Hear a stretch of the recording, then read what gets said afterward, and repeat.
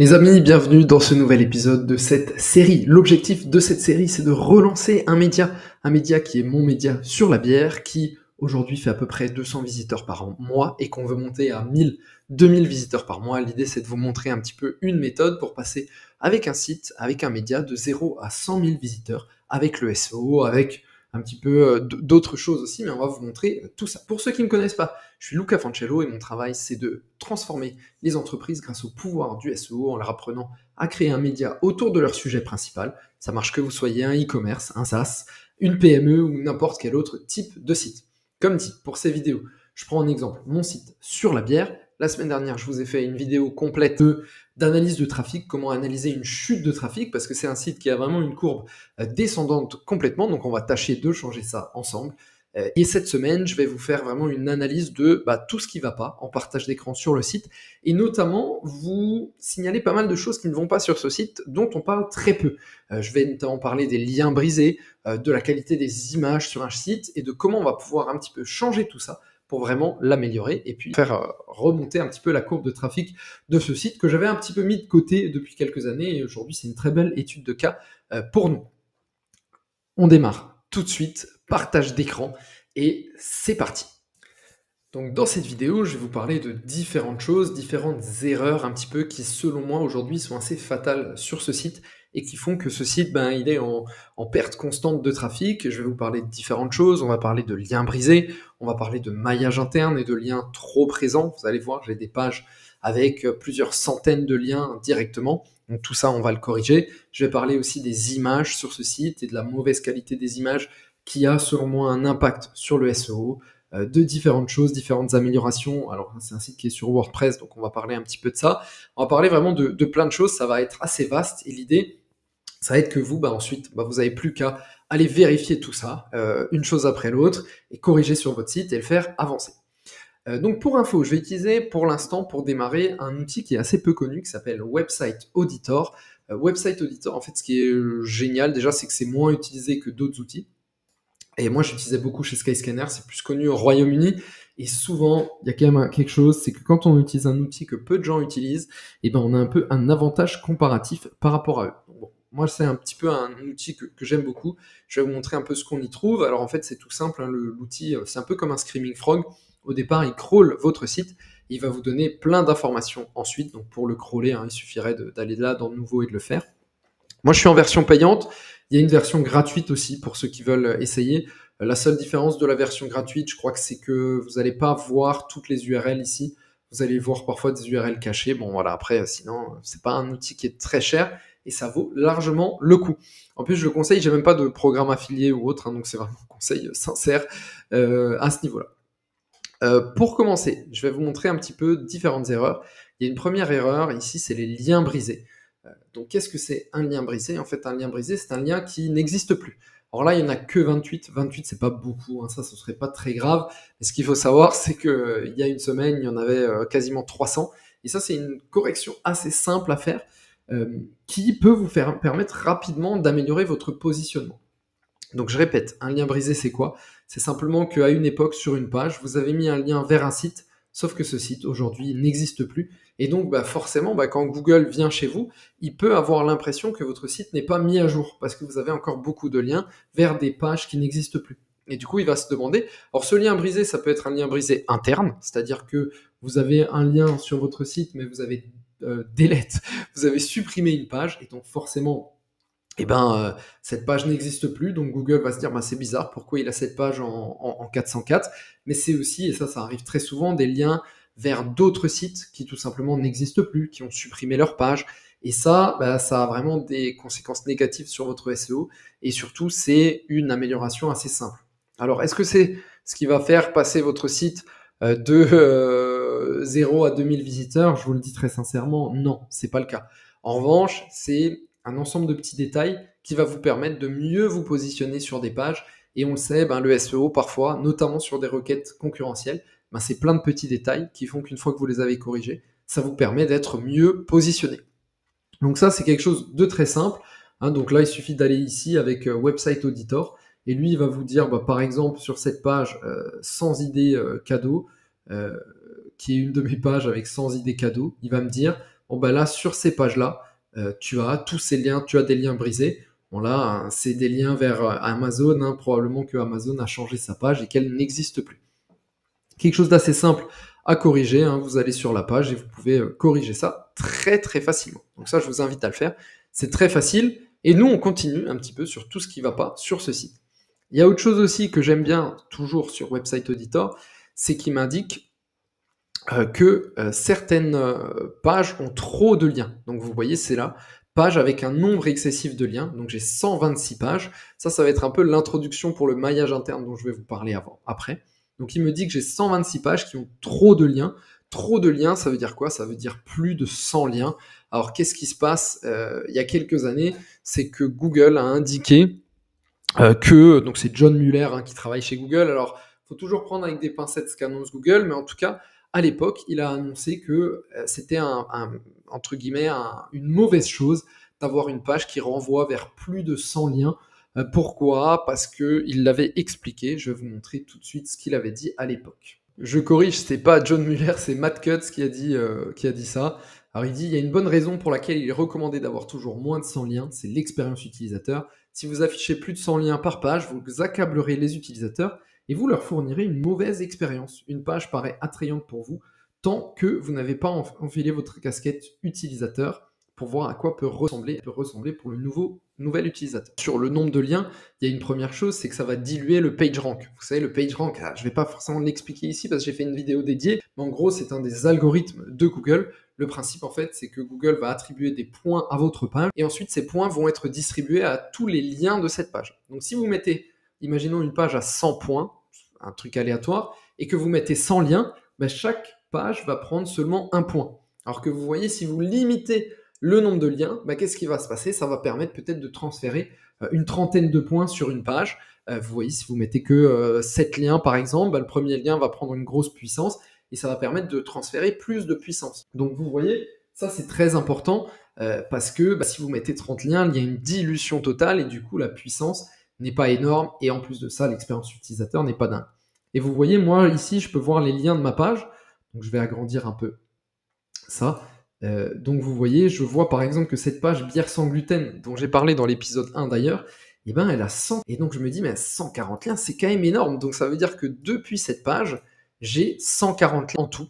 Et donc je me dis, mais attendez, c'est quoi ces liens? Parce que là, je regarde mon contenu, bon, il y a quelques liens, mais il n'y en a pas non plus 140. Donc voilà, vous voyez, là j'ai trouvé ma page bière sans gluten. Et donc je vois qu'il y a un total de 140 liens. Et je vais regarder un petit peu quels sont les liens. Et donc là, je vois qu'il y a un lien vers ma homepage. Bon, je me dis c'est normal. Mais en fait, ce que je constate aussi, c'est que par exemple ici, il y a 2 liens vers cette page, amère bière. Donc bon, je me dis, je vois qu'il y en a un des liens, c'est l'image. Et l'autre, c'est le lien vers une page interne, donc amère bière. Et en fait, je vais aller voir sur mon site. Et je me dis, mais attends, pourquoi j'ai fait 2 liens? Parce que là, je me dis, dans mon contenu, je parle pas de l'amère bière. Donc, d'où viennent ces liens? Et en fait, je constate un truc, c'est que les liens, ça vient de là. Vous voyez, donc ici, qu'est-ce que j'ai fait? J'ai mis mes pages et articles phares. Pourquoi pas? Mais en fait, le problème, c'est que ça me met un lien là et un lien là. Ça met un lien image et un lien en plus. Donc vous voyez, rien que là, avec ça, j'ai déjà 20 liens qui sont ajoutés. Et qui dit 20 liens, ça dit une grosse dilution du PageRank. En plus, chacun des liens est en double, donc c'est quand même pas idéal. Et en plus, si on regarde en bas de page, qu'est-ce que j'ai fait? Là, j'ai rajouté découvrir d'autres articles, tac, tac, tac, 3 liens en plus. Ici, il y a des liens en plus sur du maillage interne qui est fait en automatique. Ici, il y a un lien vers la catégorie qui n'a plus forcément lieu d'être et un lien vers d'autres articles qui en plus n'ont rien à voir. Et vous voyez, tout ça, c'est des petites choses que j'ai ajoutées sur WordPress en automatique pour faire du maillage interne. Dans l'idée, au départ, c'était bien, sauf que maintenant, ça fait que j'ai une dilution totale de chacune de mes pages. Et chacune de mes pages, elles font beaucoup, beaucoup trop de liens. Et du coup, je pense que ça a une conséquence négative sur mon SEO. Ça fait que des pages que je voudrais mettre en avant, elles perdent du jus et c'est difficile de les garder bien positionnées. Il faut aussi souligner quelque chose, c'est que vous voyez ici, j'ai des pages et des articles phares. Du coup, ces pages-là, elles se retrouvent sur toutes les pages de mon site. Vous voyez, je peux aller, si je vais ici sur le prix de la location d'une tireuse à bière, vous voyez que mes pages et articles phares, elles sont aussi toutes présentes ici. Dans l'idée, pourquoi pas? Ça peut être une stratégie. Le problème, c'est que les pages qui se retrouvent ici, ben moi, c'est pas forcément les pages qui ont besoin de trafic SEO. Vous voyez? Typiquement, la page le prix de la location d'une tireuse à bière, c'est pas une page que je veux mettre en avant. Elle m'intéresse pas. C'est une page que j'ai fait pour faire de la vente de liens un jour. Donc c'est pas une page que je veux mettre particulièrement en avant, mais c'est une des pages qui fait le plus de trafic. Et donc elle s'affiche ici. Et ça, eh ben, ça fait que cette page, elle prend énormément de jus, puisqu'elle prend un lien de chacune des pages de mon site, alors que moi, c'est pas une page à laquelle je veux donner du jus. Donc vous voyez, il y a un petit peu ce problème-là, cette petite correction de maillage interne que je dois faire sur mon site, et à laquelle je dois vraiment réfléchir. En plus de ça, les pages qui vont se retrouver ici, c'est pas forcément des pages qui vont être sémantiquement proches. Vous voyez ici, je suis sur une page bière sans gluten, et je donne un lien vers le prix d'une location d'une tireuse à bière. C'est pas proche sémantiquement, il n'y a pas de lien sémantique entre, bien sûr c'est de la bière, mais entre une tireuse et une bière sans gluten, il y a très peu de liens. Donc du coup, en plus, ça fait que, comme aujourd'hui Google va donner plus d'importance aux liens qui sont sémantiquement proches, donc sur des sujets similaires, et ben là, il y a une dilution totale et je donne un lien vers un truc que je veux pas mettre en avant. Alors, la difficulté pour changer ces pages, et vous verrez, je vais faire un épisode, donc abonnez-vous, je vais faire un épisode sur le changement total du maillage interne, je vais tout refaire sur ce site, ça va être un gros boulot et je vais le faire en direct devant vous. Le problème, c'est qu'il y a des pages, comme par exemple celle-là, ça c'est une page qui me rapporte quand même pas mal d'argent, cette page bière portugaise, et du coup, bah, si j'enlève complètement ce truc page et article phare, eh ben, c'est pas top parce que du coup, elle risque de recevoir beaucoup moins de jus. Donc, il faut que je réfléchisse à une solution alternative pour pouvoir continuer à bien positionner ces pages malgré les changements que je vais faire. Dans tous les cas, pour résumer, ça c'est vraiment quelque chose que je vous engage à faire, c'est regarder avec Website Auditor ou même avec Screaming Frog, vous pourrez le faire, le nombre de liens qui partent de votre page, qui partent de vos pages vers les autres. Et si vous trouvez des pages qui ont plus de 50 liens, et notamment plus de 50 liens internes, eh ben, allez vraiment sur ces pages et réfléchissez un peu à ce que vous voulez faire. Parce que c'est probablement qu'il y a quelque chose qui ne va pas. Et vous allez voir que petit à petit, ces pages, elles vont descendre dans les moteurs de recherche parce qu'il y a trop de dilution du PageRank. On va continuer avec d'autres erreurs. On va encore parler de maillage interne parce qu'il y a un autre problème qui se retrouve beaucoup sur ce site. Je vous montre ça tout de suite. Alors, il y a un autre problème sur ce site, c'est que vous voyez ici, j'ai mis différentes pages qui se retrouvent du coup partout sur le site. Et ce que j'ai fait, et ça c'est pas très bien, c'est que ça c'est des pages catégories. Donc vous voyez ici, je vais aller dessus, la page dégustation et biérologie, c'est une page catégorie. Sauf que les catégories WordPress, comment ça se passe? Bah, c'est qu'en automatique, en fait, ça met toutes les pages comme ça. Et donc vous voyez, et ben là j'ai des pages qui se retrouvent très très loin de la home page. Par exemple, là si je veux atteindre la page qui est en position 10, vous allez voir, c'est très long. Donc là, il y a déjà 2 clics. On continue. 3 clics.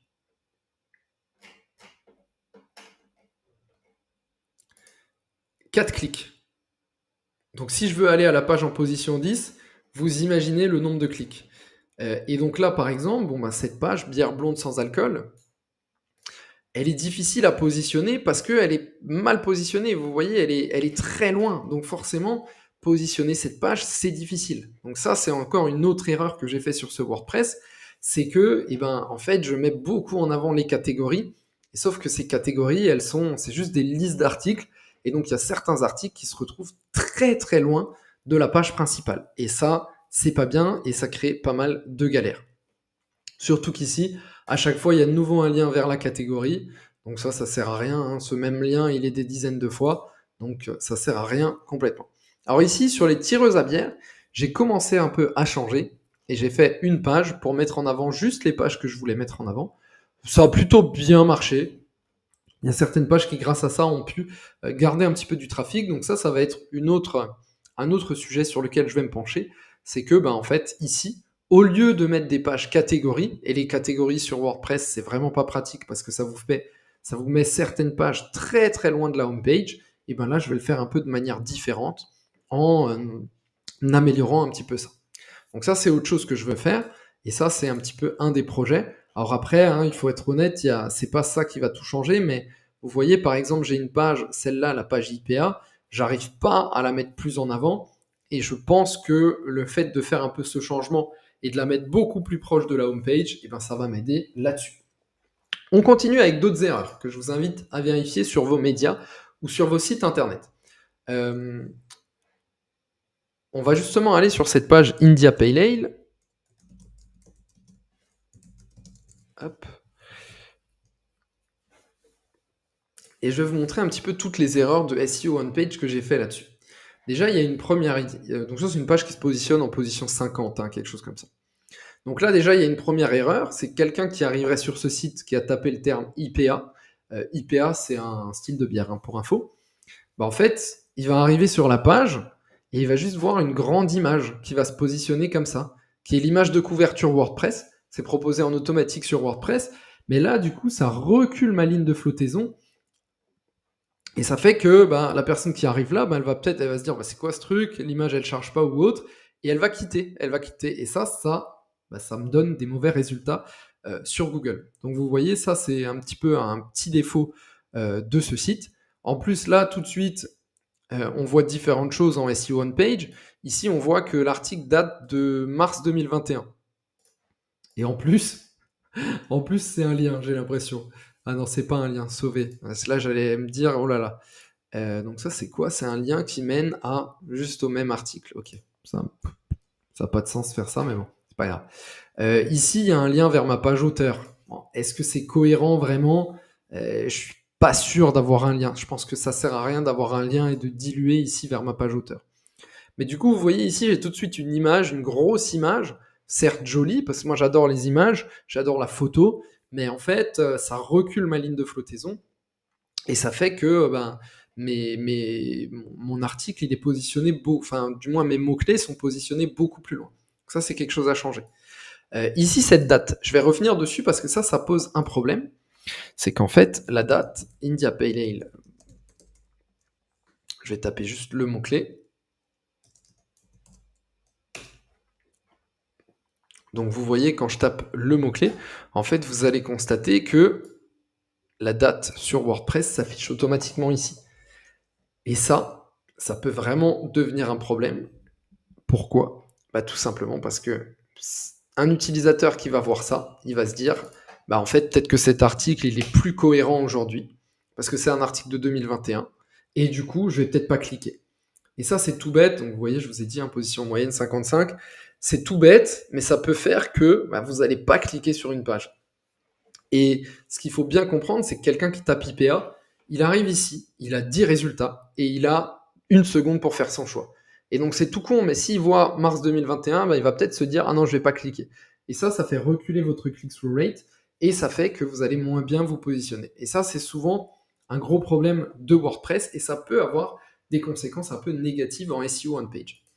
Donc là, 2 possibilités, hein. Soit je change la date, parce que l'article est toujours à 12 jours en 2024, je l'ai remis à jour, soit à voir. Il faut voir un petit peu ce que je peux faire, mais en tout cas, il y a des possibilités. Je vais continuer un petit peu avec quelques autres erreurs dont je vais vous parler tout de suite. Alors toujours en SEO on page, ensuite il y a un autre problème sur cet article, c'est que vous voyez, quand on tape IPA, le premier qui ressort c'est Wikipédia, hein, voilà, mais en fait, chacun des articles, c'est la bière IPA, qu'est-ce que c'est? Qu'est-ce qu'une IPA? Ou alors c'est des sites d'achat. Sauf qu'en fait, moi, mon article aujourd'hui, c'est un article un peu guide complet. Genre, le mot-clé sur lequel je veux me positionner, c'est IPA, vous allez tout savoir sur l'India Pale Ale. Sauf que, à l'époque, quand j'ai fait cet article, c'était cohérent. Mais on voit maintenant que l'intention de recherche sur Google, elle semble un peu avoir changé. Vous voyez, Google, il a plus l'air de positionner des gros articles ultra guide complet comme c'était le cas avant, mais il a l'air de vouloir plutôt positionner des petits articles qui vont répondre à une intention de recherche précise. Vous savez, il y avait une époque où vraiment on donnait ce conseil, c'était avec un article de blog, de couvrir toute l'intention de recherche. Et là, c'est quelque chose que je vois vraiment en 2024, c'est que Google a tendance à plutôt positionner des articles qui vont qui vont être plus courts et répondre un tout petit peu à l'intention de recherche, à une intention de recherche précise, au lieu de couvrir l'ensemble de l'intention de recherche. Et là, on le voit avec cette page, la bière IPA, qu'est-ce que c'est? Voilà, c'est juste des infos. Alors, c'est quand même un article assez long, mais En tout cas, dans son titre, il affiche que il veut répondre à une intention de recherche précise. Ensuite, lui, son article, c'est comment est née la bière IPA. Alors, c'est plutôt le meta-title qu'a pris Google. Tiens, c'est marrant ça. Mais en tout cas, vous voyez, l'idée, c'est de répondre à des intentions de recherche précises plutôt que de répondre à l'ensemble de l'intention de recherche. Donc ça, c'est un peu une amélioration de SEO on page que je peux faire sur mon article. Et vous voyez, c'est un peu le problème de cet article, c'est que, en fait, l'intention de recherche sur ce mot-clé, elle a évolué. Et moi, je continue à me positionner sur l'ancienne intention. Et donc ça, c'est vraiment un travail à mettre en œuvre et à optimiser pour refaire complètement cet article. Et ça, c'est un travail que je vais faire sur l'ensemble de mon site et que je vais vous faire en direct. Je vais vous montrer comment je remets à jour des contenus pour qu'ils soient mieux optimisés. Et tout ça, on va le faire ensemble dans d'autres épisodes. Donc vraiment, abonnez-vous. Et enfin, je vais conclure sur ce site internet. Il y a une dernière chose, c'est que moi aujourd'hui, en fait, je gagne de l'argent avec ce site en vendant ma formation biérologie. Vous voyez ?